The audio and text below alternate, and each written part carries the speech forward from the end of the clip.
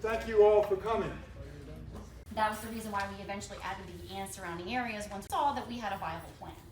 So, which is there in the middle, and a variety of other birds, and there's a possum up there in the corner, bobcat, and gopher tortoise, a bunch of other different birds, the northern bobwhite quail, which is not threatened yet, but is in severe decline. And the native plant population, wildflowers, and abundance of different plants as well. So far, our mission accomplishments, in just about 4 years' time, we've raised, you'll see there, $247,550 in public donations, and we spent that money to buy 28 different land parcels so far.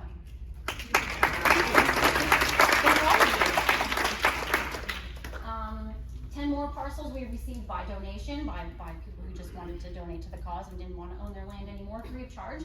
So that totals 38 parcels, about 12 or so acres. And you can see the breakdown there of which areas they are and how many and how we got them donated or purchased. The biggest factor here that I want to point out is we received no city, county, state, or federal funding. Every dollar we've raised has come from the public. And not just in North Port, not just in Port Charlotte, from all over. We get donations from even out of state. And like I mentioned earlier, we're expanding now that we've been in North Port, Port Charlotte, Harbor Heights, LGB and Deep Creek. We're looking at South Venice, Englewood, Gulf Cove, Rotunda. We've already got a willing seller in Gulf Cove for what's called a bargain sale. They're going to sell 6 lots to us for well under market value. And we've got someone in Englewood that's a willing seller, just to start to try to get the ball rolling. So, and you guys probably won't ask this, but sometimes when I share this PowerPoint, people will say, do we really need to do this? There's already woods in our neighborhoods, in some of them still. There's preserves and parks all around us. The county's acquiring all kinds of land that's preserved. We don't need to do this. Are you sure? And then we say, yes. Yeah. Because those woods in the neighborhoods are just an illusion. And I actually, when we first started tabling, we first started doing this, I had people at tables say that exact phrase to me. You're wasting your time. There's already woods in our neighborhoods. Yeah, but they're owned by millions of people from all over the country, so good luck with that. So each lot on every block is individually owned and subject to clear cutting for development. And this is in actually my own neighborhood. You can see the tree canopy behind, and the houses are being built and everything's being taken down. Nature isn't just over there in the county and city parks and preserves. It is also in the woods in our neighborhood. And the point of this slide is, this is just a GIS shot of a random neighborhood in North Port, where you can see the house is the green space, the house is the green space. And in that green space, in between all those houses, is where all the wildlife, native plants, and trees are living. And I've actually had people say that to me, even as high as the city commission level. Oh, North Port's surrounded. Sarasota, all these parks, we got the Carlton, the Myakka Forest. Yeah, well, what about those 5 gopher tortoises living down the street from me? Those count too. Here's an example overview-wise when you think about the big picture. This is a neighborhood neighborhood map of North Port that was created many moons ago by some prior commission. 68 neighborhoods. The city is 104 square miles. And other than what we're conserving, what private citizens have bought on their own, there's a handful of county lots that are under permanent conservation with a resolution from many moons ago. That's it. So if you imagine 104 square miles, other than what I just mentioned, just completely wiped out. That's where we're headed. This is Charlotte County, just again for overview to kind of make your mind think a little bit. 681 square miles of county. Yes, they have lots of preserves and parks and reserves, but again, in all the neighborhoods, there's nothing. And I want to mention one thing, the 104 square miles. There's currently a billboard on I-75 that North Port has put up that says 104 square miles of opportunity. And every time I drive by, I go, yeah, clear cut opportunity. Okay, so I do have some good news about that, which I'll get to later. To get back to the point here, one parcel at a time, native tree canopy, flora, and natural habitat are being completely removed with little to none being planted back. And there you see a dumpster full of sable palm and a nice pile of logs that are going to go off to market and be sold for timber by the builder. So this is what's left. This was, again, another neighborhood in North Port. A builder bought 6 lots, bought 6 homes, cleared everything, planted some magnolias there on the right that are not native to the area. They all died, and that's what we're left with. And that's where we're headed. So as a result, our wildlife is being slowly displaced, and as you can see, this gopher tortoise here is checking out the for sale sign, wondering what does this mean for him. And unfortunately, he doesn't understand, or she. So to do our due diligence, we put trail cameras out on all of our parcels in Port Charlotte and Charlotte County and in North Port as well to prove our point. And we did this since day one. Because we do get questions. So these are just some shots from some of our parcels. Ohio Road is a half an acre. There's 2 active gopher tortoise burrows, a family of quail, and you see some other wildlife there, a possum, a catbird. What is that? Oh, a rabbit. And this is continuous. We don't just do one trail camera and then just don't do it again. We're rotating them all the time. We're checking all the time to keep confirming that what we're doing really does house wildlife. This is the 2 gopher tortoises on the Ohio Road, half an acre. They have interacted in a loving kind of way a couple of times on our cameras, but we have no family yet, so we're hoping maybe one day. This is a different lot in North Port, Cordova Terrace, it's called. It's just it's a quarter acre, but there is an active gopher tortoise there as well, and we've caught that bobcat several times. There's a black racer, the ground dove, which you don't see as much as you used to anymore, and then another possum. In addition, regarding due diligence, we do native plant inventories. Every time we acquire a lot, we actually have some Sarasota County land managers come down and volunteer their time. They are experts, they walk the lots, they record all the plants that they see, and we do it seasonally. So for example, this is the first lot we ever acquired, 58 different plants on that one lot. So if you start multiplying that lot after lot after lot, thousands and thousands of plants just gone every day, and very rarely are they planted back. And most of them never are. So without conservation and restoration efforts in neighborhoods, we're going to completely end up erasing the natural landscape. And this was taken by a volunteer of mine in his neighborhood. And some people may say, well, what's the point? Does conservation of natural land in neighborhoods really do anything? Well, we've done our research, we've done our homework, we've talked to experts, and yes, everything in bold there, you will see it preserves wildlife habitat, threatened and endangered species, biodiversity, maintain scenic landscape for people, which I don't know about you, but I really like looking at the trees and checking out what's blooming when I'm out walking my dog. It does help reduce flooding, it filters the water, improves water quality, the tree canopy and native vegetation help clean our air, and, which is very important to some people, conserving land increases property values near these green spaces. So how can you help us save nature in our neighborhoods? Well, there's lots of ways. Monetary donation, one-time periodic estate planning, stock bargain sale, land donation. If you've got a lot, you're just tired of paying taxes on it, you don't want it anymore, don't donate it to the county. Don't donate to the city. Just call us, we'll take it. Conservation easements, those are an agreement where if you have a piece of land, and we're looking at hopefully at least an acre, where you will agree to leave some of it natural, but you can still own it, and you will have an easement on it that protects things on the property. Donate your time. We're always looking for volunteers for various things. Spread the word, tell your friends and neighbors all about us, and like us on social media. Sponsor our events, either by volunteering or a monetary donation, and attend our events too. And we don't have that many yet, but we're working on that. We've had a 5K run and a walk at the Mackatchee Creek Park in North Port now twice. Really well attended. This year we got rave reviews, so we're going to do it again in 2025. And there's one thing I also want to mention. A lot of people say, well, I don't have a lot of money, I don't have a lot of time. Is there anything else I can do to help nature in my neighborhood? Yes, there is. And I'm sure you've heard it all. Plant native, buy the right tree, do the right thing. Well, there is this book, in case you're not familiar, Nature's Best Hope. This author, Doug Tallamy, his mission is for everyone to have native plantings in their yards across the entire United States. Everyone's backyard starts to connect. And eventually, you've got what he's calling a homegrown national park. This is a great read, and if you're really not a reader, there's a juvenile youth version that's also just as good, just a little easier and not quite so technical.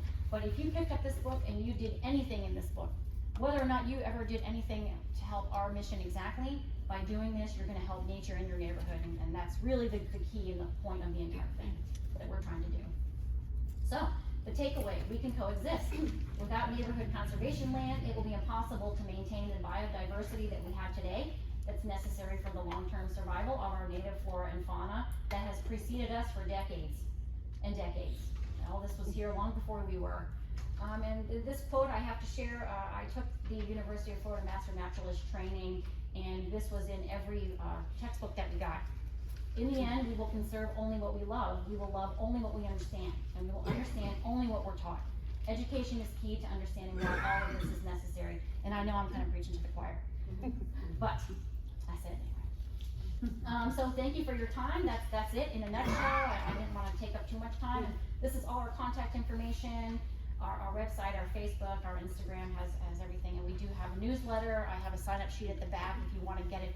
I don't overdo it. We send it out maybe once a month or so with just very basic news about what's new, if we have a fundraiser going on or what we've acquired. And on our website too, there's a full list of all the properties, where they are, the street names, if you wanted to poke around and look. So we are planning on bringing this, continuing north, coming hopefully to a neighborhood near all of you. We are looking for volunteers in those new areas, Rotunda, Gulf Coast, South Venice, and Englewood. And the reason why I'm not saying more than that is we have to fundraise for every purchase we make. We get a contract, we fundraise for the purchase price, we buy that lot, we go on to the next one. We haven't yet been lucky enough in the giving challenge or found a donor that's given us a large chunk of cash that we can just write checks. One day, we're happy to say that we're just gonna keep trying, and they're out there somewhere. But in the meantime, we do have to take it one lot at a time, one fundraiser at a time. So that's why we can't get too big too fast. And that's all I have.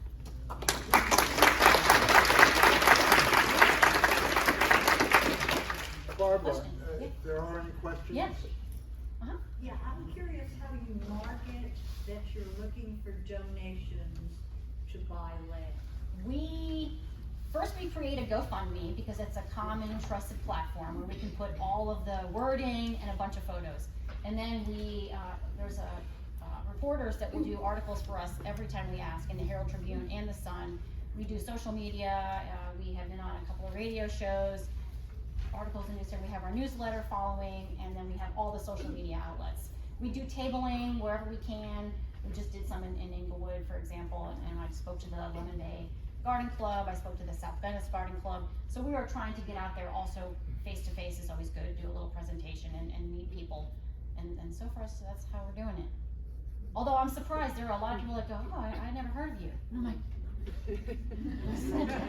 we spent hours on this campaign, but if people will walk up to us, our table, and I'm sure there's some of you here who had no clue. So this is another way to do it. Yeah. Yes? I've read about what you all are doing. Mm-hmm. I didn't remember the name, Yeah. but I knew that there've been articles about buying lot by lot. Right. Anytime you can get a lot, just a regular old platted lot, Right. that somebody will sell you, you've been doing that. That's Yes. been a big focus, correct? Yes.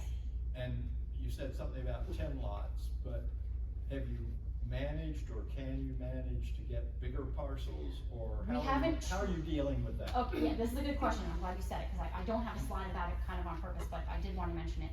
So we did start out with just a lot here and a lot there. We have managed in one area to connect 4 in a row. That gives us an acre. In LGB, we had somebody donate us multiple lots all together, which is a little over 4 acres. So we do have some chunks, and that's preferable, and we are well aware of the school of thought of fragmentation. We understand what that means, fragmenting habitat, having a lot here, having a lot there. The wildlife has to figure out how to get in between. We realize that's not the best answer, but instead our philosophy is kind of, we're creating stepping stones. Maybe that mama possum will have her babies on our lot instead of under someone's shed who's gonna call the wildlife person and have it removed because it's a nuisance. So in the long run, and because every lot is owned by someone different, not just all over the state, all over the world, we've tried. It's almost impossible to get connectivity when you're dealing with lot after lot after lot. So if we can get it, we do. And so far what we have acquired, we've had people offer us lots for way less than market value. We've targeted a few ourselves, especially for scrub jays, and explained to the owners, sorry, but we've reported scrub jays on your property every day for 3 months. You might want to sell that to us. So you know, in Deep Creek, which is Charlotte County, someone bought 2 lots and never had it inspected. There were 17 gopher tortoise burrows on it. 12 confirmed active by the ecological agent we work with. It would have cost them $75,000 to remove those tortoises. So obviously they didn't want it. So we bought it from them. So each one has a story. And I should say, in our newsletters coming forth, we're gonna start doing stories of every lot. And we're gonna explain how we got it, why we picked it, what the cost was, how we ended up with it, what the seller said. Because we feel like that's important to explain that it is a little random, only because it's just kind of panned out that way. We do plan to add a lot nomination tab to our website in the coming month or two, where someone can nominate a lot to us, and we're working on a, like a priority list or an acquisition wish list, where people can just say, hey, I have this lot, do you want it? And we can take a look and see what we think, but. In your mapping that you all obviously do, have you kind of outlined certain potential multi-lot parcels that you could target or things like that, or you started? Yes, when we started in that hot spot of North Port where the scrub jays were, we absolutely did that. We did mass mailings to blocks of people. We went with the people that had like a double and a double and a double, but it didn't work. You know, they wanted a lot of money, they didn't want to sell, but yes, but we do, yes, They are, absolutely. when the opportunities arise. Right, we would love to connect, absolutely, yeah. When you acquire a property, do you put an easement on it? Yes, Are you an easement holder? Yes, we record a conservation easement on it that a lawyer has created for us that says it's protected in perpetuity, and that's, so each time we buy a lot. Yeah, conservation easement, right, yeah, that's runs with the land. And the taxes on that, then how does that work? Well, so far, we applied to Sarasota County initially and we got denied. So we have paid our taxes. We've applied again for 2023 in Sarasota County again and in Charlotte County. And the funny thing is, Charlotte County contacted us and said, hey, you qualify to be exempt, you should fill out these papers. And I'm like, well, that's funny, because Sarasota County turned us down. Okay, so, and we contacted a lawyer as well, who is assisting us, and we filed everything now with both counties to be exempt to the degree that they will allow. And we're actually waiting to get the answer. It should be coming any day. Oh, yes, and the more properties we acquire, the larger the bill gets, and so we went ahead and we have a lawyer that's gonna help us out, if we need it, but hopefully they'll just say yes and carry on. Yeah. Oh, over here? Okay. Yeah, thank you for your work that you do, and, you know, I share your passion for conserving, our community and things around here. I have been donating to the Conservatory Foundation of the Gulf Coast. Oh, yes, Okay? they're a colleague, we know them I'm well. curious as to how you do you partner with them, are you competing with them? I mean, obviously, you know, why would I contribute to you versus them? Well, I will, yes, that's very good question. So they are colleagues, we have talked with them multiple times on various projects, various ideas, they've given us some guidance, because obviously they've been around a lot longer than us, and they've acquired way more land than we have and raised way more money than we have. But when it comes to partnering, that hasn't happened as of yet. They do not have an interest in their mission for small parcels of land in neighborhoods like what we're doing. But they're aware, we met with them from day one. I'm very close with their land manager, their land acquisition person, Debbie Osborne is her name. So we're aware of each other, we travel in some of the same circles, but their mission is completely different. They're acquiring large acres along the Florida corridor. They helped acquire the Orange Hammock property at the back of North Port.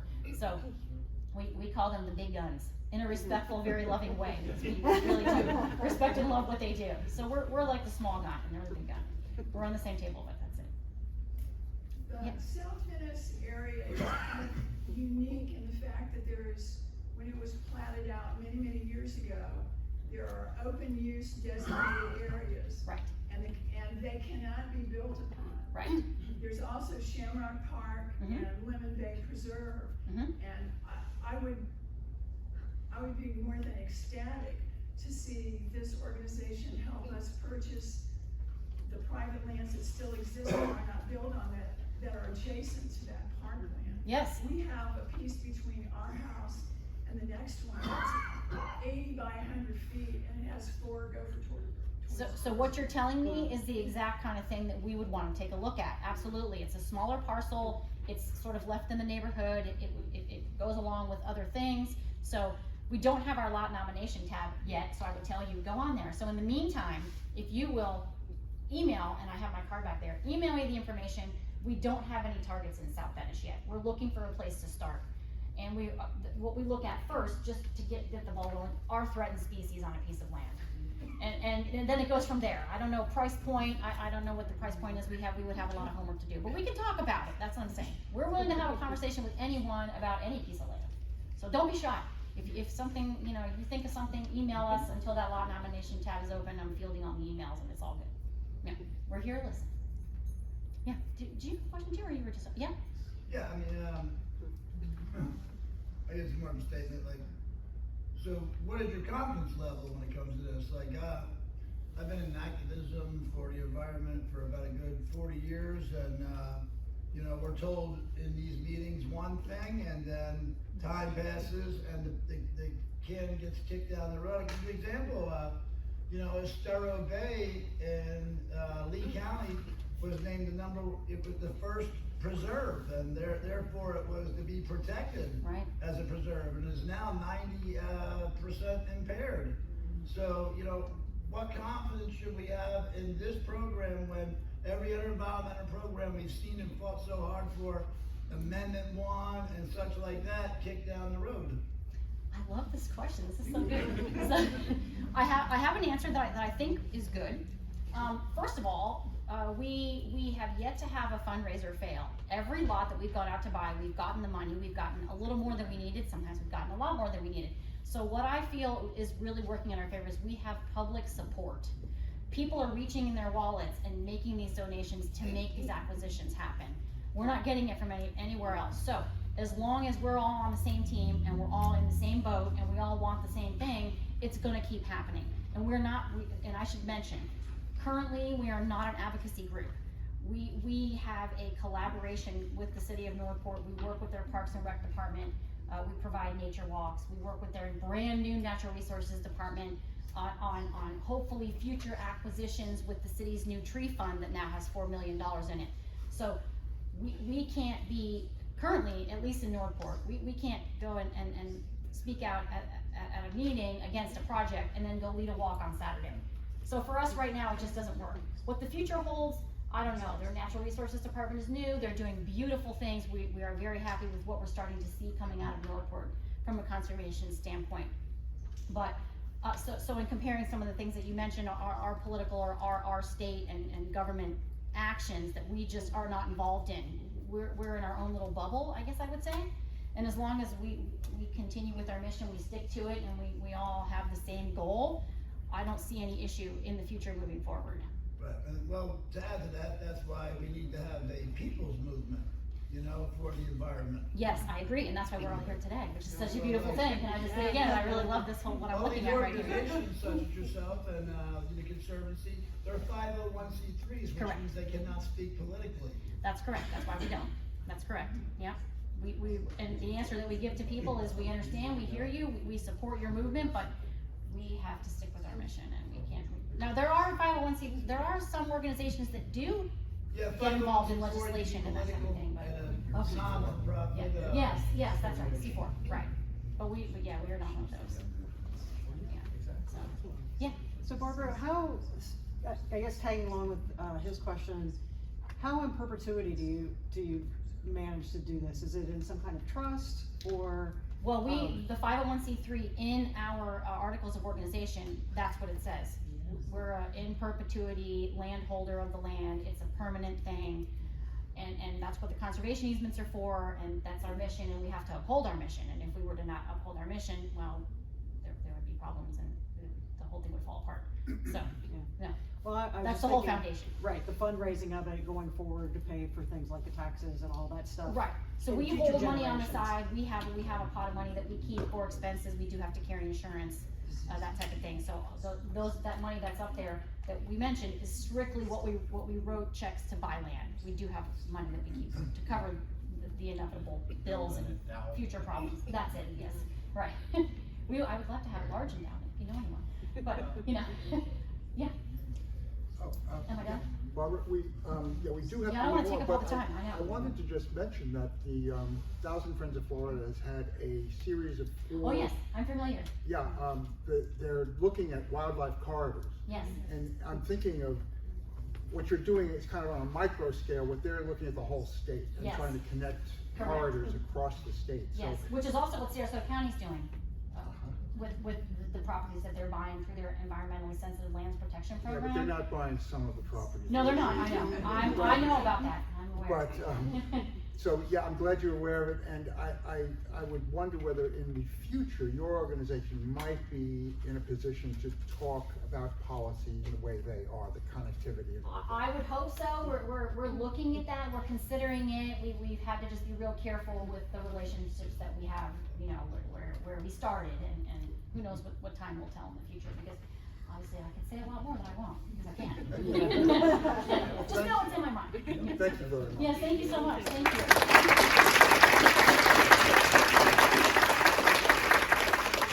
I don't think she's running out, so if you have more No, I'm questions. just gonna stick around. I'm so happy to be here. I'll be But we listening. have, Jan, I don't know how that ended. Jan Bergefroy. Thank you. And I hope your connection works there. There we go. Venice Thrives. Where do you hear this?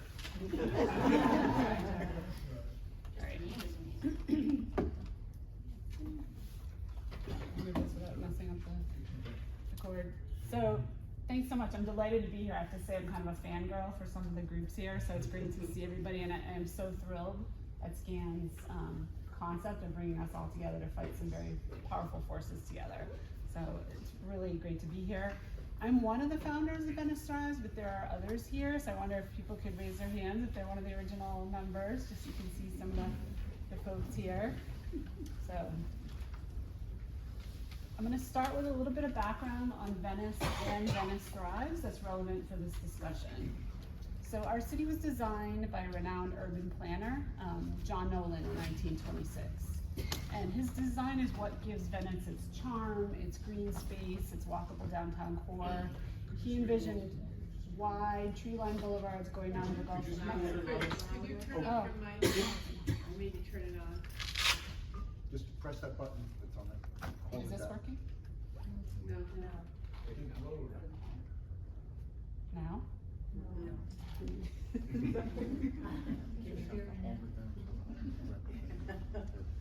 Is that working? Yeah. Okay, all right. Bring mine. Okay, sorry. All right, so let's just start with a little bit of background about both Venice and Venice Thrives that's relevant. So our city was designed by John Nolan, and he envisioned like wide tree-lined boulevards down to the Gulf of Mexico. He wanted every resident to live within 3 blocks of a park. He actually designed neighborhoods that had apartment buildings and single-family homes in the same neighborhood. He was pretty visionary, and it's what makes Venice look different from a lot of Florida. Now, growth has exploded in the last couple decades, and they're still coming. And most of the new development is outside of the John Nolan designed area. It's more traditional suburban pattern. So it's a lot more car-centric, there's a lot more road building and widening, and there's a lot more infrastructure. And here's the political breakdown. This has long been kind of a sleepy, what I call like Midwest polite, mainstream Republican stronghold. Our city elections are officially nonpartisan. We have a city council of 7 people, and I'd say about 5 of them are backed by sort of the development industry right now, but it's not nearly as extreme as it is at the county level. So over the years, Venice has grown into this weird shape due to annexation. And I think many people think they live in Venice, and they might have a Venice zip code, they might have a Venice address, but they're not actually in Venice. It gets very confusing for people, and I think it's probably not the most efficient for city services either. And this is where Venice is growing most. It's out east past I-75, it's out towards the Mayaca River, where there's still quite a bit of undeveloped land. There are several big developers making their fortunes here, but of course the biggest one of them all is Pat Neal. This is one of his developments here. So around the same time that the Venice building boom was really exploding, a funny thing happened.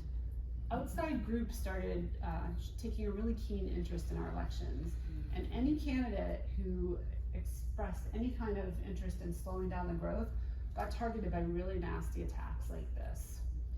And some came from the Sarasota County GOP, but most of them were coming from these really innocuous sounding groups out of Tallahassee and Jacksonville with names like the Committee for a Healthy Economy or Citizens for Prosperity. And voters were getting daily attacks like this in the mail against any slow growth candidate, really vicious, bogus claims. And it made you wonder, why were these out of town groups so interested in our little city council election here in Venice, Florida? Right? Meanwhile, something else was happening. The city started rewriting its land development regulations, or LDRs for short. And a lot of us started showing up at planning commission meetings, at city council meetings, trying to engage in the process like they said they wanted us to. And we were completely shut out, just absolutely ignored. Well, the city started working on rules to allow taller buildings in our downtown, to allow 6-story tall buildings in some of our historic neighborhoods that traditionally had 1-story 1920s homes in them, to allow these massively out of scale commercial developments inside residential communities. And this was a city council meeting with the kind of turnout about the LDRs that you think would have gotten their attention. So more than 1,500 residents wrote to them, testified, signed petitions, urging them not to make these changes to the LDRs, and city council passed them anyway. So we organized, and it was an idea actually from our then mayor, Ron Feinstein, who was the lone vote against the LDR changes. He found this never before used provision in the city charter. And the charter said that if we could gather signatures from at least 10% of registered voters in the city, we could freeze the LDRs until they voted on them. We got a citizens referendum to vote on them. So 5 residents put their names on a petition and formed a group called Venice Unites. And a couple of those petitioners are here tonight, I think, if you want to raise your hand. Is that only Judy? Judy, okay, that's.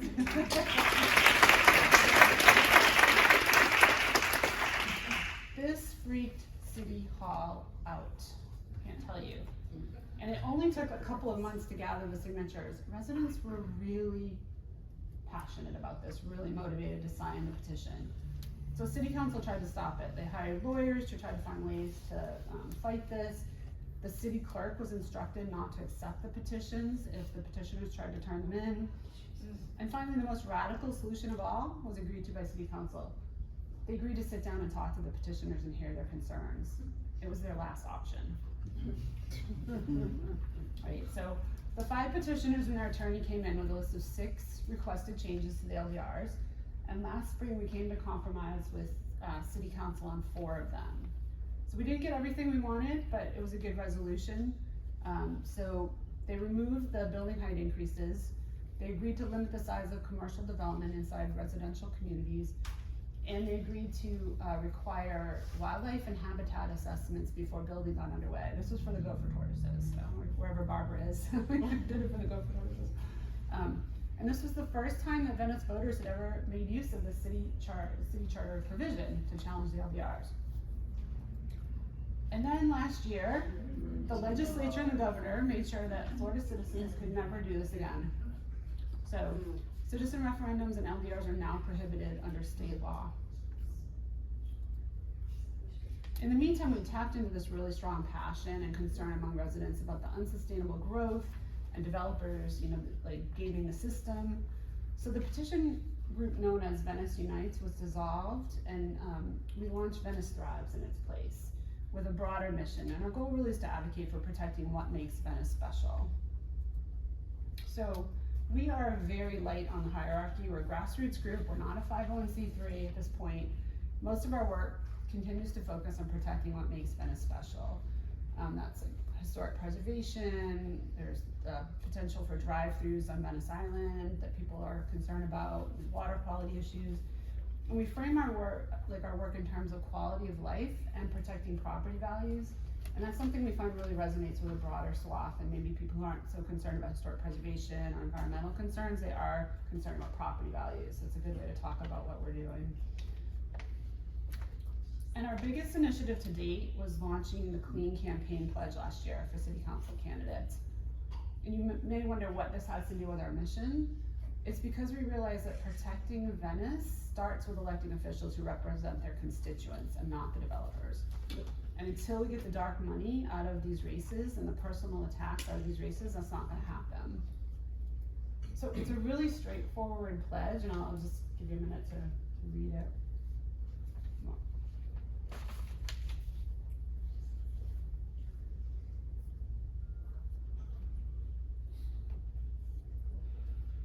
this doesn't stop the dark money PACs from doing their thing, but it does require the preferred candidates to disavow the attacks on their opponents, right? Instead of simply claiming they didn't know where these came from. And it really, really resonated with voters across the political spectrum. So we had 4 candidates running for 2 seats last fall. 2 candidates signed the pledge and 2 didn't. And with the pledge, we emphasized the influence of out-of-town secretive groups. And as a result, the PAC mailers from the Tallahassee groups with these wonderful sounding names largely dried up. And instead, the county GOP had to send them, and they had to put their names on them. So the party still spent hundreds of thousands of dollars promoting its 2 candidates, who coincidentally were the 2 who chose not to sign the pledge. But we considered it a success that the mailers really had to focus more on their candidates' qualifications and rather than these like really vicious attacks we'd seen in previous years. And the pledge dominated the news coverage of the race. The 2 candidates who chose not to sign it were being asked about it everywhere. And the local Republican Party, and this still amazes me, they actually came out not just against the pledge, but against clean campaigns. I still find that amazing. And of course, they attacked Venice Thrives. But in the end, the voters rejected the 2 GOP endorsed candidates who didn't sign the pledge, and instead this Republican stronghold voted in the 2 progressive candidates who had signed the pledge and who promised to put the interest of voters over the interest of developers. We had more than 40% turnout last year for an off-cycle election, which Ron Turner, the supervisor of elections, called significant turnout. So, yeah. As I say, the challenges don't end though. So just yesterday, our city council voted 5-2, with the 2 newest progressive pledge signing members opposed, to do away with odd year elections like last year's. So they want to get rid of our annual election cycle that's been in effect since 1926. It's as old as the John Nolan plan. And they want to put Venice elections on the same schedule as county commission elections. We do not want Venice to follow anything about the county commission model, and we will be fighting this. So in closing, we're asking city council candidates again this year to sign their pledge, and one of them's already signed hers. She's here today. And we would love to broaden it to county commission races because we think it's even more desperately needed there. But we are Venice focused, we're just a small group, so we would need SCAN partners to help. If there's an interest in taking this countywide, which I think could be really valuable for these races, we would love to talk to you. Because I think, how are we gonna convince good people to run when there's this, they face this character assassination and this bottomless pool of dark money against them? So, I'll stop there.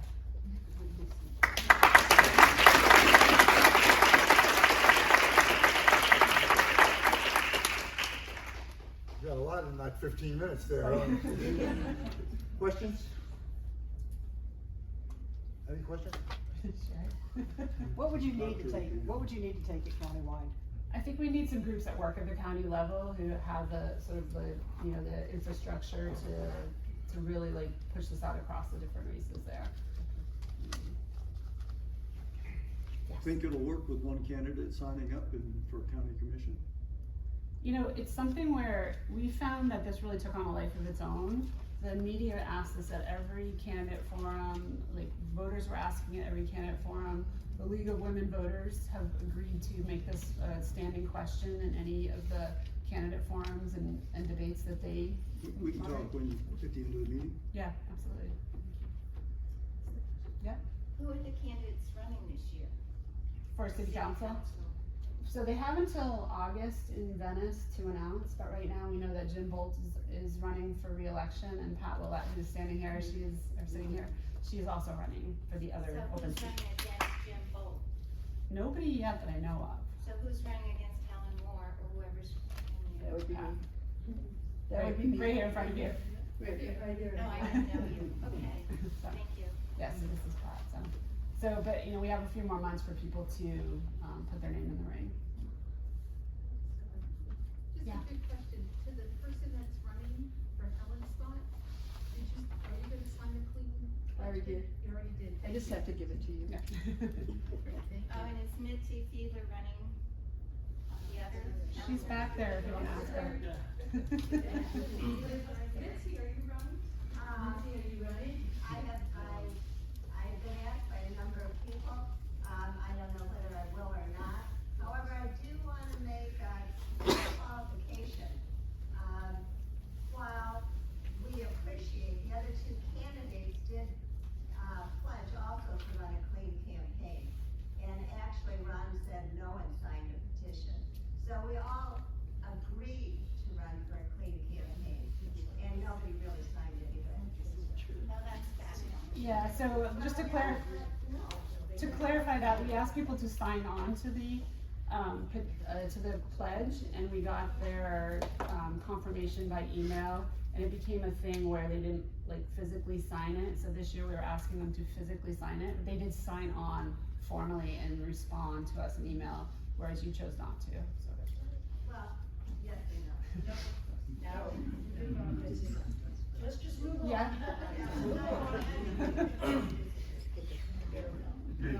Okay, that question you said that you're gonna put out, can you share that?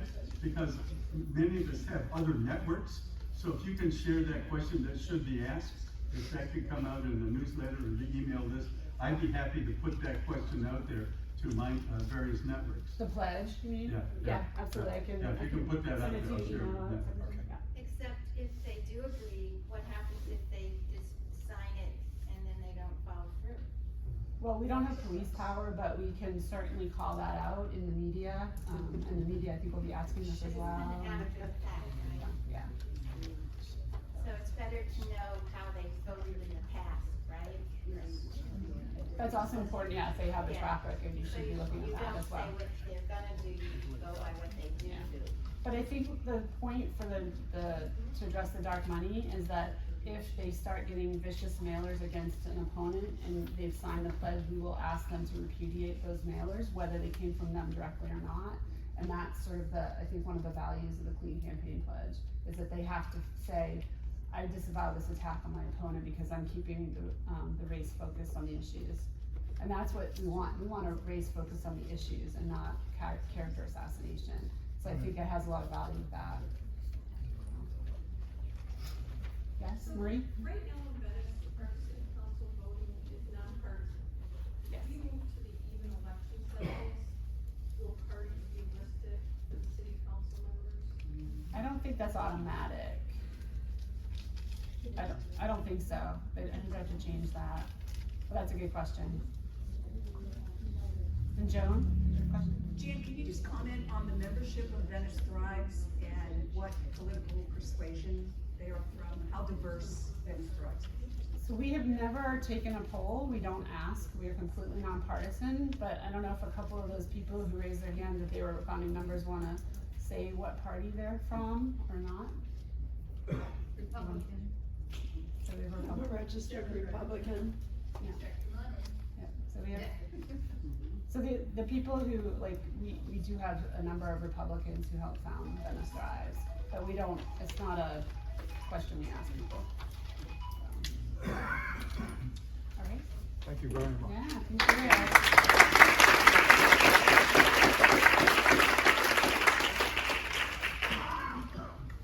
Our next speaker is Rick Barron from the North Venice Neighborhood Alliance, and he's got a story to tell as well.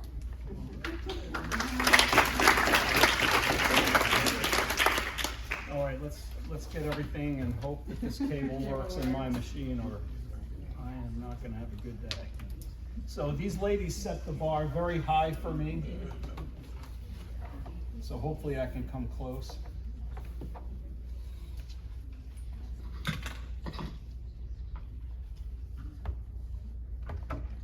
There we go.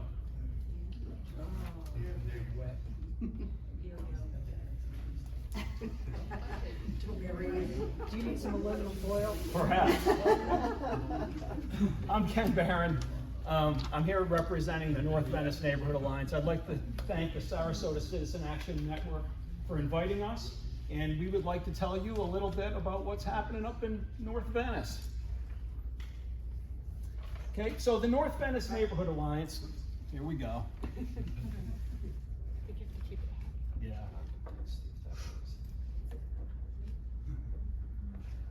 I had some really cool pictures too.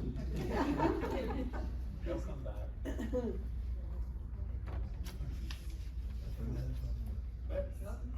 Hold on.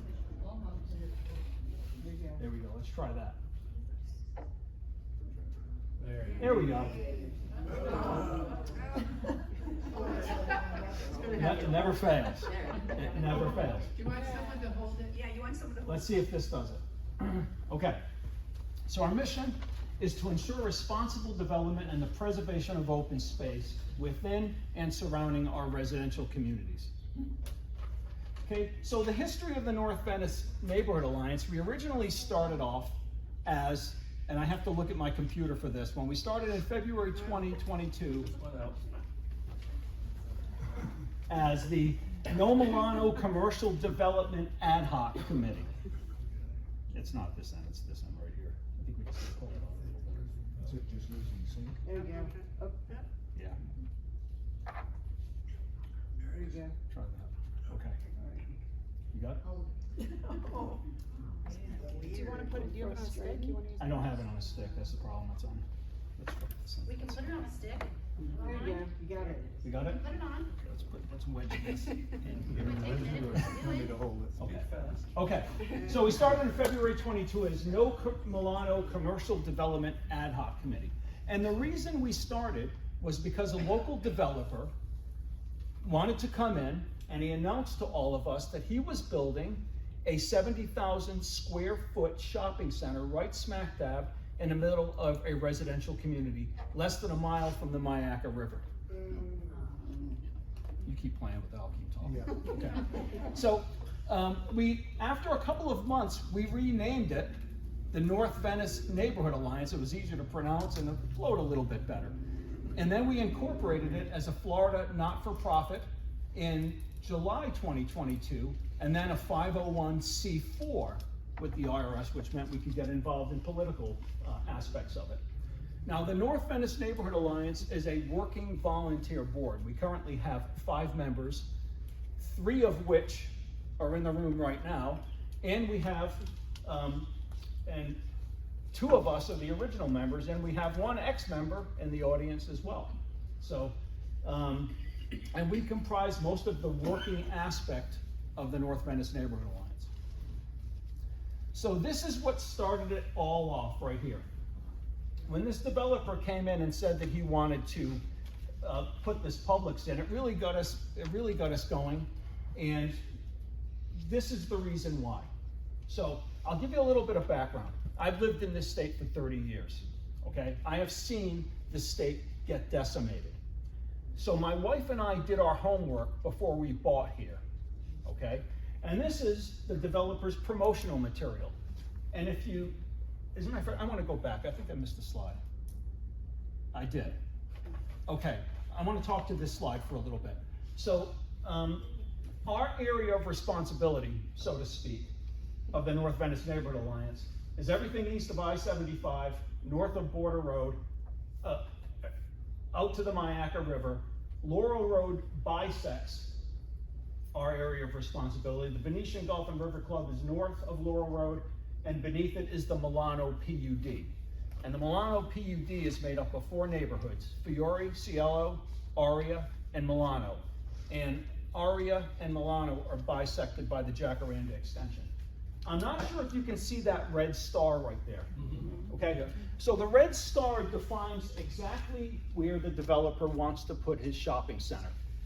That red star is directly over a wetland, which is what got us all fired up. Not to mention all the corollary issues that go along with it, the traffic, more people, just noise, okay? But the fact that the wetland is going, that just doesn't seem right. Okay, let's go on. Okay, so here we are again. So there's the preserve right there. So this is the marketing material my wife and I looked at when we decided to build a house. And it's like, oh, that's really beautiful. It's going to be a preserve there. But we also checked the binding master plan, okay, which is the developer's plan for the neighborhood. And in that master plan, on 2 different occasions, after 2 different amendments, both times he said that there would be no commercial development in that PUD, okay? We also checked the Venice land development regulations, and this is gonna be important later in my talk. The Venice land development regulations, as it pertains to PUDs, states that commercial development must be for the use of the PUD, not surrounding neighborhoods. It should be centrally located in the PUD, and it should not affront exterior streets. Well, this particular project busts those three regulations, okay? Now, and then we also looked at the promotional material, and there it is right there. So now here we go, let's fast forward. Milano PUD started roughly 2017. Let's fast forward to 2022. Most of the homes are sold in the PUD. Okay, he's only got a few lots left. And lo and behold, all of a sudden he wants to put a shopping center in there. Okay, and that's what got the North Venice Neighborhood Alliance started. So what have we done? So when we sat around that kitchen table back in February 2022 and we were trying to figure out what we could do to stop this, you know, a lot of plans were thrown back and forth. So the first one we came up with was, let's start an online petition. Okay, and that's what we did. And within a month, we actually got over 3,000 signatures. Now, in those early days, that number that you see there, we raised over $100,000 in donations, and that's from when we started to present. But it was mostly from concerned neighbors that didn't want to see this. And most of those costs, they were pivotal in us getting legal counsel, hiring experts to look at traffic and environmental issues associated with this. And the money went pretty quick, but it goes to show with the rate at which we got those funds, it shows just how much the neighbors are against this. We also developed a website, and we created a Facebook page for outreach. Now our Facebook page has 630 subscribers, and our NVNA newsletter has 750 subscribers. And that is how we communicate with our supporters. And when we need them, they are there, as you'll see in a minute. So on the left-hand side is our petition, and on the right-hand side is our Facebook page. So let's talk about the Milano PUD Shopping Center. I've already told you about the law, but I'm going to repeat it one more time. In a PUD, okay, commercial entities are for the use of the PUD, not the surrounding neighborhood.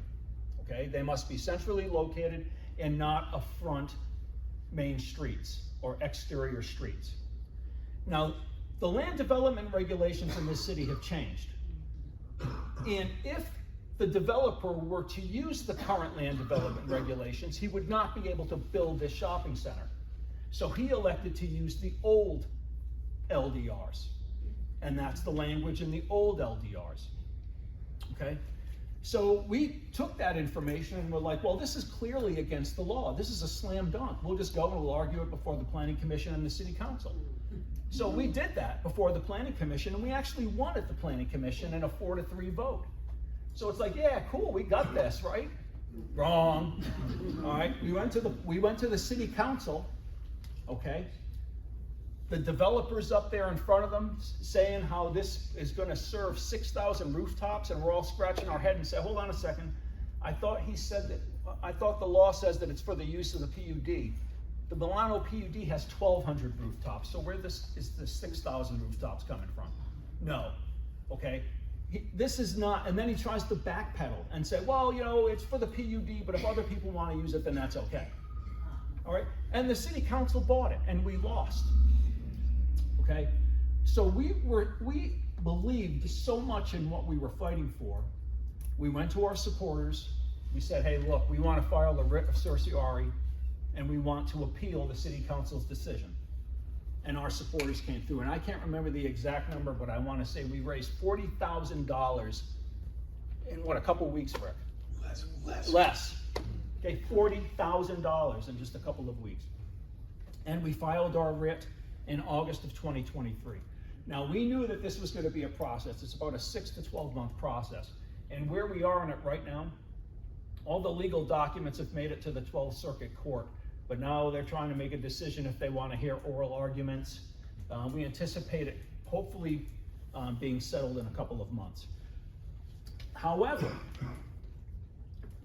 The developer, in the meantime, continues to proceed with his application.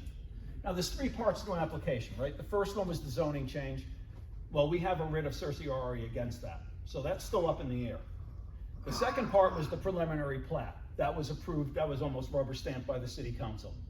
And now we're waiting for the site plan to drop, and that's where he's gonna show where the asphalt goes and the Publix goes, right directly on top of that wetland. And NVNA will be there, and our supporters will be there, fighting that if it drops. Now, he's taking a big risk by doing this, because if we win this writ, he's gonna either have to appeal or he's gonna have to just give up, so he's gonna have lost all that money. That's what that's the outcome we're hoping for, right? Yes. All right. Okay, this is a great example of our supporters, you know, being there when we needed them. So again, follow the law. I told you guys what the law said.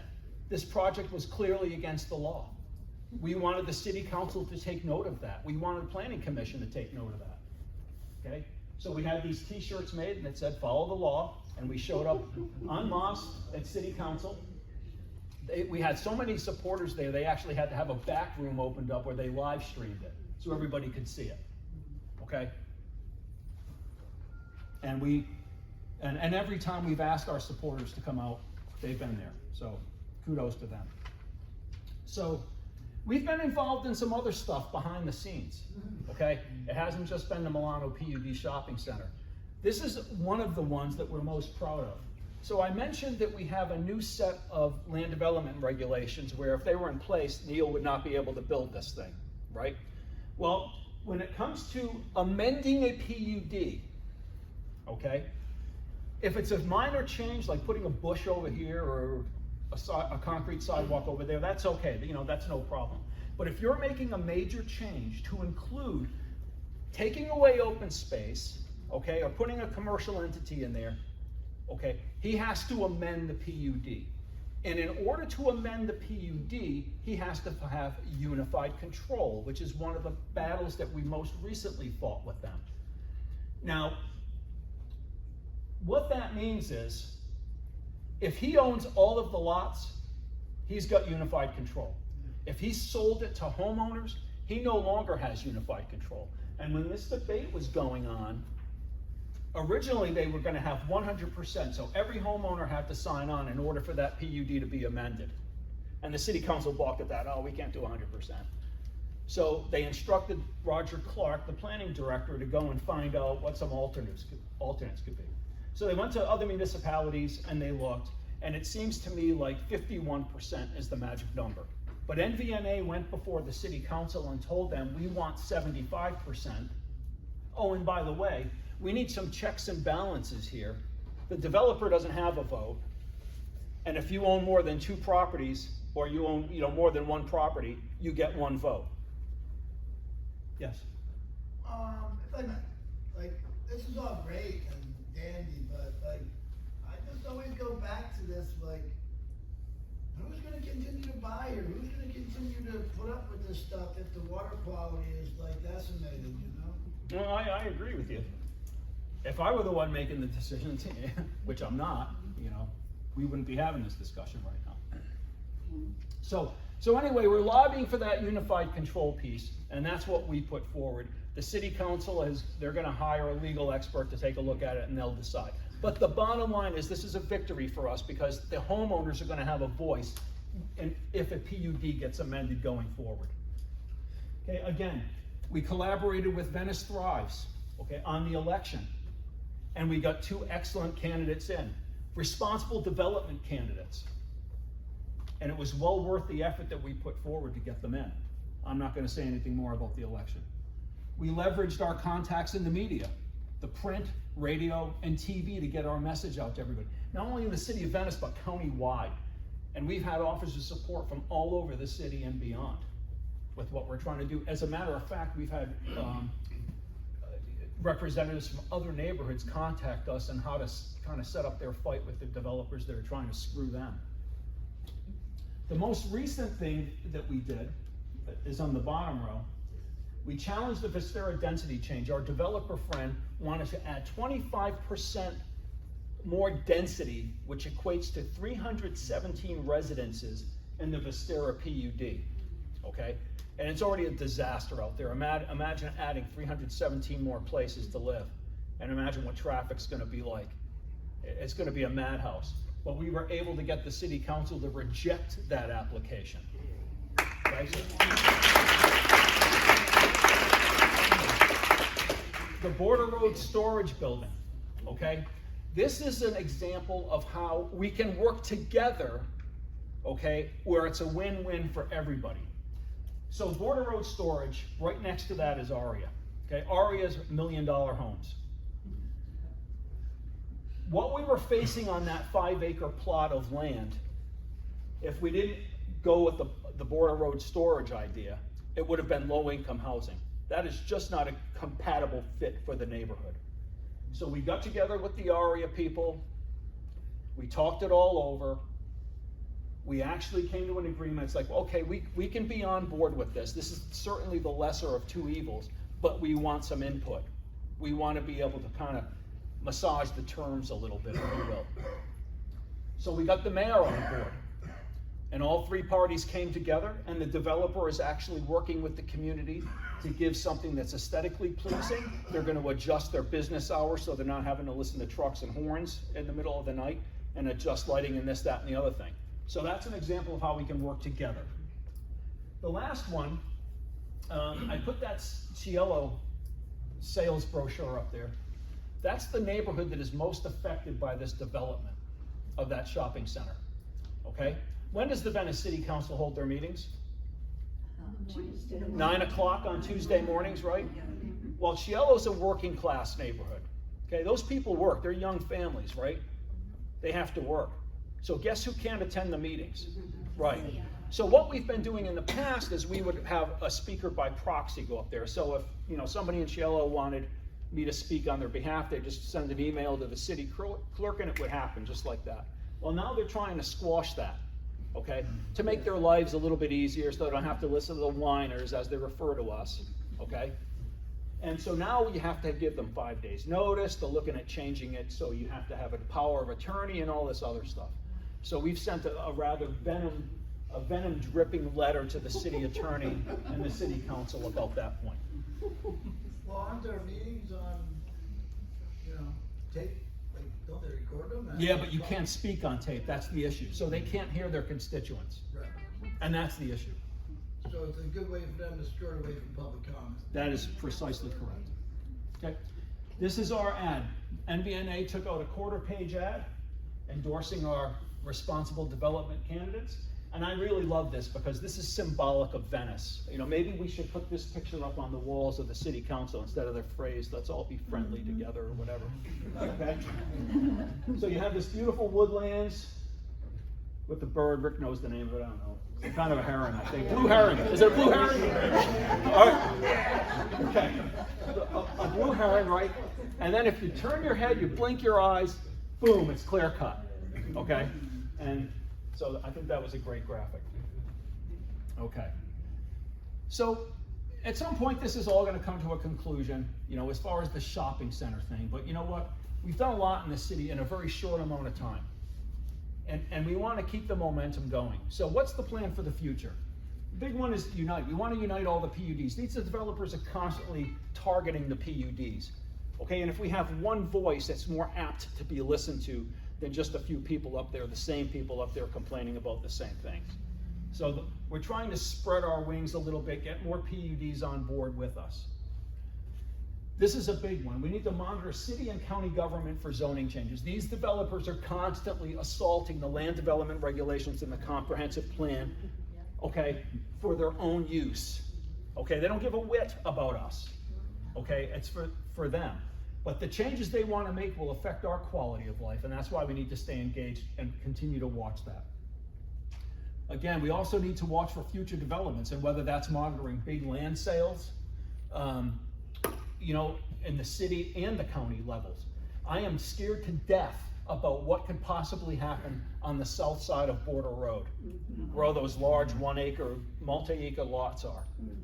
I am scared to death what that place is going to look like in 20 years.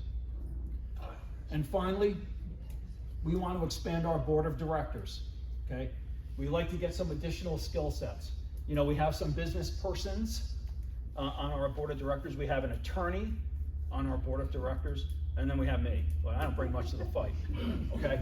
But we need people who are well-versed in engineering, you know, an attorney. Gary Scott is our president. He couldn't be here tonight. He's an attorney, and he has been pivotal in this whole fight. So that's where we're looking to expand, and that's where the future of NVNA lies. So, this was taken, I love this picture, over at the wetland site. This is where, you know, and if Pat Neal gets his way, that's gonna be a parking lot, okay? So, I don't wanna see that go away. So if you have any questions, you wanna contact us down the road, our Gmail address is there, also our website is there. Sir? Yeah, I'm John Van Camp. I live at the Venetian Gulf and River Club. I've been an early supporter. I signed on, I've contributed, and I got over 200 petitions signed. So I have been involved. And I love everything what you stand for, except one part. And I take great umbrage, and that is your position on low-income housing. That is an irresponsible position to say we don't want them in a neighborhood. I did low-income housing in Detroit for 45 years. We integrated for example, in a new development, the developer responsible to have 10% of them being low-income, and you had federal monies to subsidize. So there are many, many different models out there. We have to be responsible to worker-based housing, to low-income housing and migrant housing, and I'll continue to support. But if you take a stand against homelessness and low-income housing, some of us will come out after that, because that's not a responsible position. Understood. Well, that's not necessarily the view of NVNA. Okay, so that's the view. You gotta listen to us and work with us. No, I'm hearing you. But that's the view of the homeowners that are going to look at this. I'm a homeowner. Understood. Okay, I am a homeowner. Okay, next. I have a question. Is any of these big, large areas of land you're talking about annexed by Venice from the county in the past? The only area of land that I know that was annexed was the Border Road Shopping storage building. That was most recently annexed. By Venice? By Venice, from Sarasota County. And did they go through because one of the charter amendments that we got passed was the county retains the land use decisions over annexed land.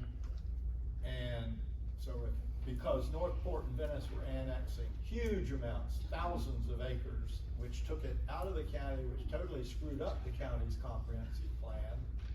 And you know, and North Port was the big one on some of that. This was back 2006, 2007.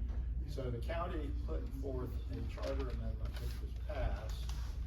It gave the county control over the land use. And out of that spun the JPA process. Yes, the exactly. Planning process. And there's one with Venice and one with North Port, I think. And if this is annexed land that was annexed after a certain point, those would apply, and you'd have to look at the charter, get your attorney. But that does get the county involved in that land use change to the comprehensive plan. So I don't know how that might figure in, but it's just something that you all at least need to be aware of. Absolutely, especially going forward. And check it out, because it only affects stuff annexed after a certain point, I think. For how many years? Is that in perpetuity? That's a charter amendment to the county charter, and that rules. The county can't ignore that.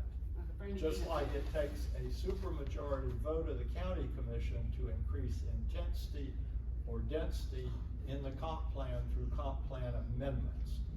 Doesn't have anything to do with rezoning, but if they want to up the intensity or density in a particular parcel through a comp plan amendment, it has to have passed by a 4-to-1 vote. Gotcha. Okay. But those two things are just something to, only with the comp plan and stuff, the county, but the county does control land use in annexed property. Interesting, okay, great. Through this JPA process, Joint Planning Agreement process. Right, and that came up during the storage, Okay. yeah. Okay, well. And then they annexed it, so we looked at trying to stop that So annexation. somebody they must have gone through the JPA process. Exactly. And of course, when you have county commissions determined to do something anyway, as you well know, it's a hard fight, Yeah. Ken. But still, some of these issues can throw a big roadblock in the development process or the developer's process if they have to go through these kinds of things. And the JPA agreement, as I recall, it could be quite complex to get through that process. Thank you. Sometimes delay is as good as, for a Well, developer, absolutely, the costs keep going tick, tick, tick. Exactly. And they say, okay, never mind, I'm out of And it. that's what our writ is, we're trying to get, Anyway, that's the just result we want. Those two items, keep in mind. Thank you, sir. Yeah, I just wanted to make one other suggestion that we're kind of dealing with right now, is the idea that we need to start pushing forward with having the city and the county start looking at some of these large parcels that are currently owned by either ranchers or farmers, and making sure that they've got their foot in the door, that if that property wants to be sold someday, they have first rights. That would be fantastic. Because right now, that is, we're dealing with an option that is preventing that kind of scenario up near the celery fields. And I'll be glad to, I'll make that a little bit more of that. But again, just something where if the city or the county were to go to these people and say, someday when you want to sell your property, we would like to have first dibs on it. Absolutely. Absolutely. Well, we have hopefully an aspiring county commissioner here. Ma'am. Okay, I went to a lot of your meetings. What happened to the traffic study? Because this development, Publix or whatever it's gonna be, is at that T intersection where there may be a traffic light at Jacaranda and Laurel. However, to get into that shopping center, there would have to be some entrance from Laurel, and it's right across from the Venetian. From the Venetian, exactly. So whatever happened to the traffic study? Well, as I understand it, they are not going to put a light. They talked with Sarasota County about putting a second light at the Venetian entrance.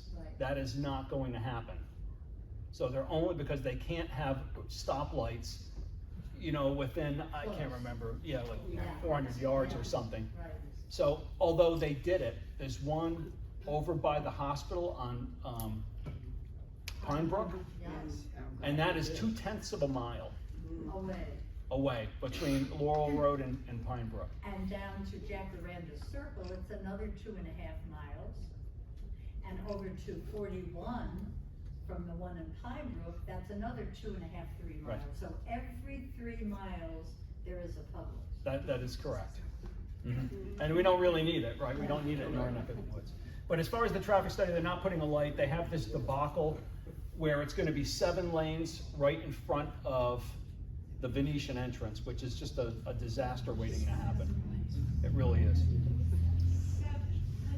I'm wondering, has Publix said anything about this? I mean, we have such warm, fuzzy feelings about Publix, and I feel like we need to start to maybe adjust a bit, because they're such a beachhead to all this awful sprawl. I mean, I agree. We've actually had people, some of our supporters have reached out to Publix, and Publix says, well, we haven't really committed to anything yet. Okay, but yet if you read Sarasota Magazine, okay, Pat Neal's talking all about Festera, and oh yeah, we're gonna have a Publix at the corner of Laurel and Jacaranda. So it's like one hand isn't talking to the other one here. But I have actually entertained this. Somebody told me there were some legal aspects to this, and maybe I shouldn't do it. But I'm gonna write a letter to Publix, and what are they gonna do? Sue me? Fine, I don't care. And just tell them, you're supposed to be a Florida company. Okay? and you represent Florida, and so you're gonna allow your newest store to be built on top of a wetland? That's wonderful. That's gonna, you know, you can put that in your advertising campaign, right? Yeah. Ma'am. I just wanted to mention, you talked about CLO is hurt the most. The residents there, they're a working community, and they can't attend the city council meetings. And we've been going and speaking on their behalf. So if they put a Publix there, they're gonna be widening Laurel Road, and then Jacaranda Boulevard, which is on the facing side of the Cielo property, that's gonna fail. So they have to widen that road. And Cielo only has one entrance and exit. It would be almost impossible for them to even think about making a left-hand turn to come out of their community. And when that was mentioned to Pat Neo, this was the response. Not only that, but if you drive down Jacaranda Road in front of the Cielo subdivision, it's kind of on a blind corner. It's a blind turn. And you know, what comes along with working families? Children, right? So what's it gonna take? You know, you're gonna have all these people flying down Jacaranda Boulevard from their new 4-lane on Laurel, and some kid's gonna get clipped waiting for a bus, you know, and that's unfortunately what it's gonna take in the city. Just one thing about the wetland, remember that the Whole Foods on University sits on the wetland. Yeah. And we fought that very, very hard legally and all sorts of things, and Yeah, we're looking at that now. We actually hired an ecologist, which I need to talk to Barbara about, and pick her brain. I got one ahead of you, Tommy. And I don't wanna misconstrue, so I'm just asking, because I truly don't know this is second and third hand. Is it true that that enlargement of the roads would have been covered by state funding if we waited to 2030, question mark? Instead, our tax money of $8 million is used to enlarge that road? I'm not saying that's true, I'm asking. I don't know the answer to that question. Well, damn, Cameron. I know, I'm horrible. Does anybody? It's a county road.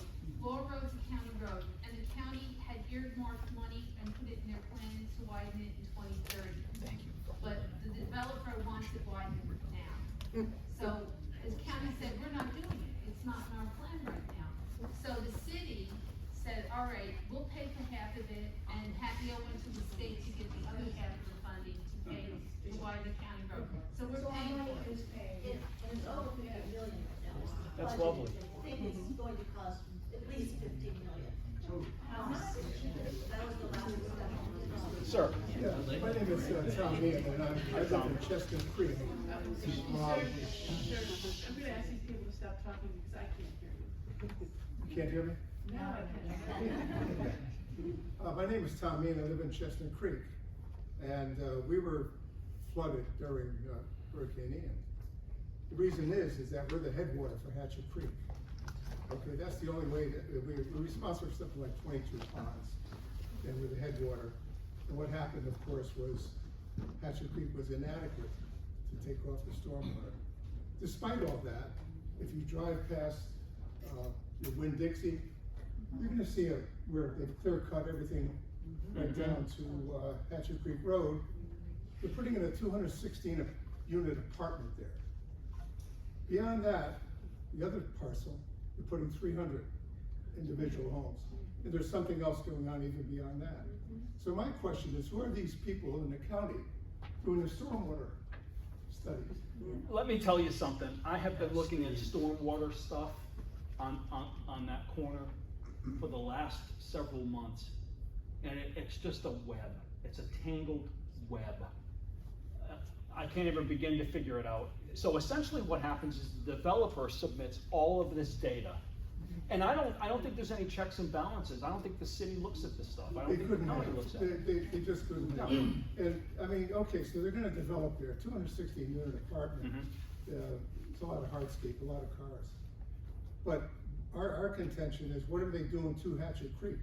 To harden the banks, to dredge it, to make sure that the water continues to flow out. Probably nothing. Well, you know, all this political thing reminds me of a statement that Leona Helmsley made years ago.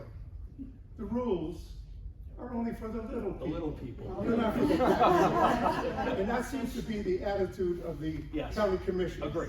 Okay? Agree. I mean, you go to these meetings, I mean, they don't understand. Why are we paying them? They're just letting the developers do what they Why are want. we voting them in? Yeah, That's- exactly, Well, exactly, you try to do that. exactly. Sir? Can I jump in there for him? You know, like, obviously, we can't trust our government agencies when it comes to the DEP or the EPA, county commissioners, the political realms. I would suggest, sir, for you to look up, the Suncoast waterkeeper, Justin Bloom. He has sued the city when it comes to stormwater issues, and that's where you're gonna get your viable information for truth. So, but I'm gonna turn it over now. If anybody wants to chat, I wanna keep the battle rhythm going here. Thanks very much, Ken, appreciate Okay, it. thank you. Thanks for having We did have a couple of updates we wanted to get to. Susan Chutley can't be here, so that's one less update. Miles, did you have something quick that you wanted to report from SEERD? It has to be brief. Can you do that? Yeah.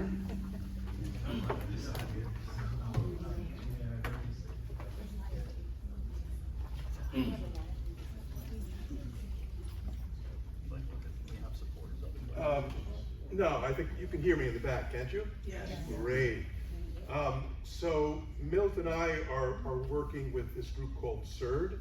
We started off like this Venice group, focusing on one issue, which was a private school that was being dumped in our backyard.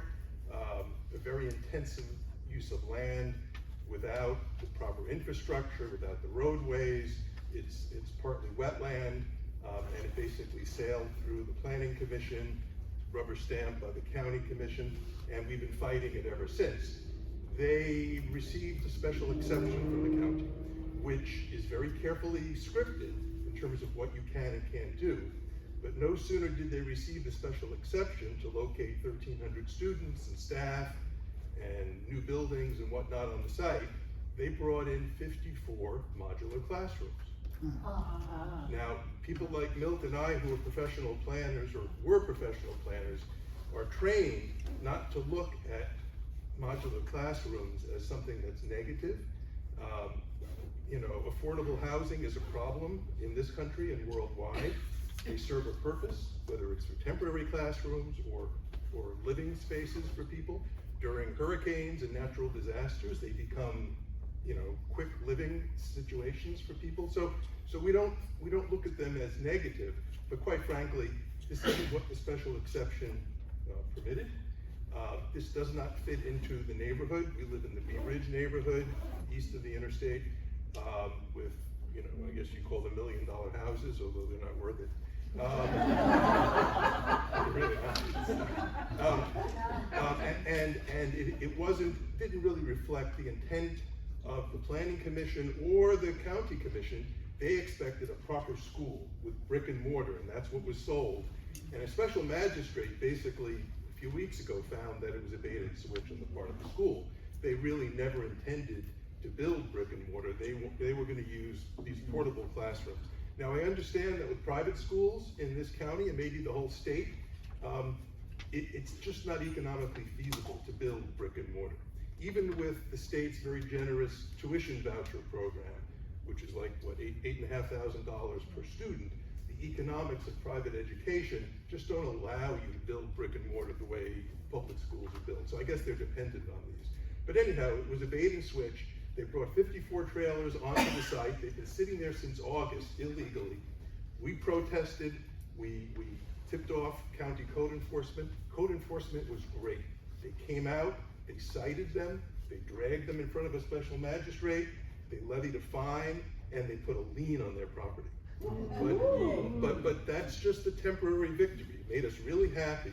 But like yesterday, Milt and I got beat up in front of the county commission because the school protested. They said, we're not being treated fairly. We need to get these kids in school. You've heard the not being treated fairly thing. Their lawyer, in front of the special magistrate, tried to argue equal protection. And our lawyer just sort of groaned and wondered, like, what law school did you go to? This is not an equal protection case. This is a code violation, right? And the rule of law is pretty simple. Anyway, they appealed to the Board of County Commissioners, and the county commissioners just rolled over again and said, you know, the most important thing is to get these kids in school in August. And we don't want these kids not to have a school.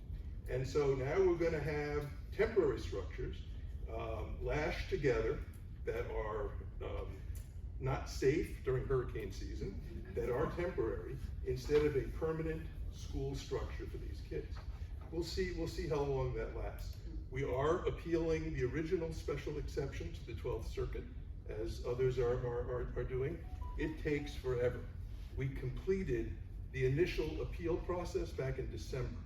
We haven't heard a word from the 12th Circuit since then. Since December 23rd. Yeah. Wow. Yeah, so it could take, I mean, we'll all be dead and buried before the 12th Circuit gets to it. So we did it in August, we filed in August, and now we're just getting, there's no ruling, but here we are, what, in May, essentially, and they're trying to decide whether they want oral arguments. Yeah, they haven't even gotten that far with us. Yeah, wow. Right, and it took them like 2.5 months to assign a judge, and then that judge turned out to be a resident of one of our neighboring communities, and he, being a good judge, recused himself, so we got passed off to another judge. Okay. So the game continues. So, I mean, what you're dealing with is frustrating, it's time consuming, we don't have a particularly strong hand to play, but one thing is for certain, we're all dealing with the same issues. They may be in different parts of the county, they're on different land use disputes and complaints, but it's the same flawed process, right? And I mean, what's underlying it all, I think, is poor governance, weak governance, weak institutions, and I hate to say it, but really anti-democratic behavior. And that's, I think, what you're doing. And the way I define democracy isn't necessarily the majority wins, it's more how you treat the minority. That's right? And we're probably the minority here. The little people. Yeah, the little people. But to lose consistently, every time you go up to the county building, you have to wonder whether that's fair or not. And it's very clear that the evidence that we gather and the analysis that we do puts us, in most cases, on the right side of this. But there's really no interest on the part of the appointed planning commission and the elected county board to listen. They don't listen. You can get in front of them, you can present the evidence, you can speak, you can petition, and they've already made up their minds, right? That's as far as I can tell, and it's very, very dispiriting. But we are stronger working together, so we need to stick together. That's it. Thank you.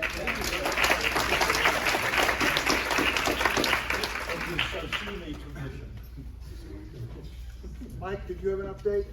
Yeah, I'd like to just take a couple minutes. Yeah, sure. This is Mike Hutchinson. He's working on the old Myakka issues out east, and he is also recording this meeting. So this will all be available for other people to see and listen to later. Well, start with that point. I missed the first couple minutes.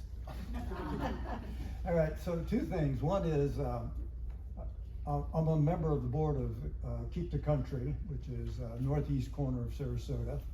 It is a 501c4 for the people who don't know, okay? And my wife and I are the ones that are appealing Lakewood Ranch Southeast moving into our area. So the update we have is we lost our appeal with the Department of Commerce, so we've now asked for a stay and we're appealing to the circuit court. So that's where we stand on that. To address something that you said about the 4-to-1 vote to change the comprehensive plan. To make that change, they changed the comprehensive plan, right? We were shocked that it was 5-0, but that's the way sometimes it happens. One of the county commissioners we thought would be against it wasn't. He didn't show up. No, it was a person, she didn't vote the way we thought, okay? But anyway, to switch gears a little bit, I ran for county commission 4 years ago because of this issue that you're all talking about. I ran against Mike Moran, who was supposed to represent East County and was no help, okay? Everybody thought I didn't have a shot.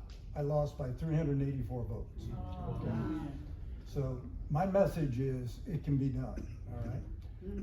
We have somebody running for that slot again, who is an anti-development person again, and we'll see what we can do. But the point is, it's the county commission, in my opinion, that we need to change.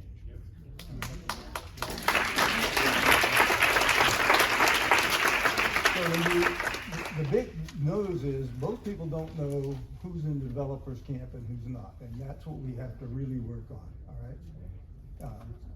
Venice Thrives is a good idea, and I will try to get them lined up with the candidate for District 1 and see if we can get a little leverage there. And we also have a candidate for District 3, and Shari, Shari has a couple words. So I had some remarks, and it was going to be about 4 minutes. So based on where we are in time tonight, I just want to take that down a little bit. So first of all, I've been coming to some of these meetings now for over a year. I've known Tom, I've met Rob, I've met Mike, and I think what you guys are doing in Venice Thrives and bringing all these groups together actually give us an opportunity to make a change, which is what we're all asking for. So, the one thing that I want to start out with is George Bernard Shaw said, progress is impossible without change. It's time for a change. We have to elect people that are willing to stand up for people and not for developers. You've already heard, anybody that's ever gone to the county commission or planning commission meetings, you've heard what happens to them. I actually heard that gentleman speak yesterday. You guys cited law, you brought what the magistrate said, and the county commissioners poo-pooed the whole thing. That's ridiculous. You were in the right. And what I want to tell you is, I am running as a citizen to be the voice of change for people that want change.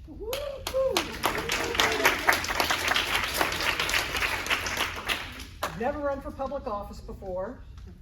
I'm doing it because of what Tom Meehan said about Jacaranda. One day I came by there had been trees, greenery over acres, they were bulldozed, and now there are 4 and 5 story buildings. If you drive up Jacaranda and look around, there's mature trees, there's 2-story condominiums across the street from that, and then there are single family homes. This does no way reflect the immediate surrounding of what was there. How in the hell anybody could say that there were compatibility with this makes no sense. So that project was my ground zero that got me into this race, because we've got to take this and make it a cause for the county. So one of the things that I want to talk a little bit about is I think it's important that we take action. I didn't know anything about the county government. I didn't know anything about the 2050 plan. I didn't know anything about the county charter. I've talked to people today. I feel like if this is the knowledge of that, I'm probably here and I'm drinking from a fire hose. But what I can tell you is, I've got the community's interest at heart, not the developers. Because we're the ones that live here. It impacts our quality of life, not theirs. They're gonna build and move on, and they're not gonna give a darn about what happens here after they leave. So a couple of things that I've tried to do to show that I'm a good steward and not to run for county commission. This was just because I wanted to make a difference in the community. I'm the president of our HOA. For those of you that are on North Venice Neighborhood Alliance and other groups, Venice Thrive, we built in a eco park on Jacaranda. We've put in over 300 bald cypress. We're gonna put in 2 other microforests on that site. We've got volunteers working that to bring back natural habitat in that area. And it's about an acre of property that we got our HOA to donate to do this. And so that's an action, a positive step to make a difference. I've seen what NVNA has done in the city council. They put out a call to speak. I went and spoke about the LDRs. There's no reason, if you live in a planned development community and it's gonna be amended, the people that brought in there, they have property rights. It shouldn't be amended without their approval. And I wholeheartedly believe that. I don't live in the city of Venice, but I support that concept in the city of Venice or in Sarasota County. Lastly, I love 1,000 Friends of Florida. They actually had an elements property guideline of how to have a transparent revision of LDRs and those types of things for planned amendments. And I saw that, I forwarded it to the city council members that I knew would be interested in it. And Joan picked it up and ran with it and used it in her speaking at the city council meeting. First in my life, I'm 60 years old, and I was part of a FOIA request. Because when they asked Joan where she got that, she didn't want to say. She didn't want to throw me under the bus. And I'm like, throw me under the bus. I want people to know I sent that to you. So they actually did a FOIA request, and now I guess they know that it came from me. So, you know what? It can be done in Florida. I always hear, you know, how are we gonna make this change? They say you can't do this, they say you can't do that. Well, one thing I've always told people that work for me, can't never could. And, you know, we've got documents that are executed in the state of Florida with the Florida government, which is what Joan used. And I believe the city of Winter Park uses those documents. And the city of Winter Park is known for their planning and their consistency in planning. So I would challenge the city of Venice not to look at any other random city in Florida for how they do it. I would challenge them to use what Winter Park's doing. It's a great city if you go to visit. So the other thing that I want to point out is, please do your due diligence on campaigns and who you want to vote for.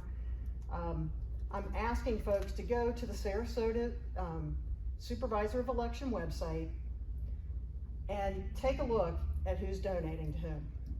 I will tell you, the two other candidates that are in the race that I'm in, I went and I added it up, 30% plus of the monies that are coming into the campaign funds of those folks are coming from the development machine. Yeah.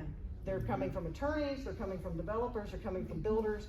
I didn't even include all of the roofers, HVACs. I didn't even include that to get to the 30% number. So I'm telling you, 30% plus of their donations are coming from the development machine. Take a look at mine. It looks piddly in comparison. But everybody that's donated to me has heard my message and they believe in the cause. So what I'm here to stand before you to say is, I will vote for you if you vote for me in November. Thank you.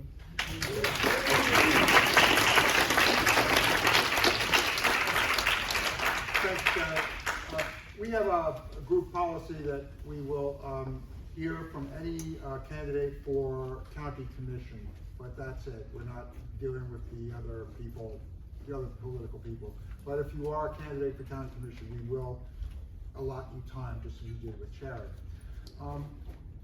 Coming up in the next couple of months, we're working on meetings already. Probably next month, Siesta Key and climate change.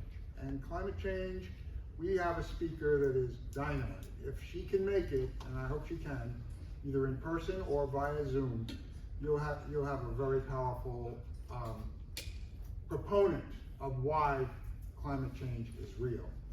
And then in June, we're looking at dark money. So these are going to be some interesting conversations that will hopefully generate more conversations and be a kind of catalyst for what we're trying to do here, which is just shake this place up. Thank you all for coming. Yes, yes,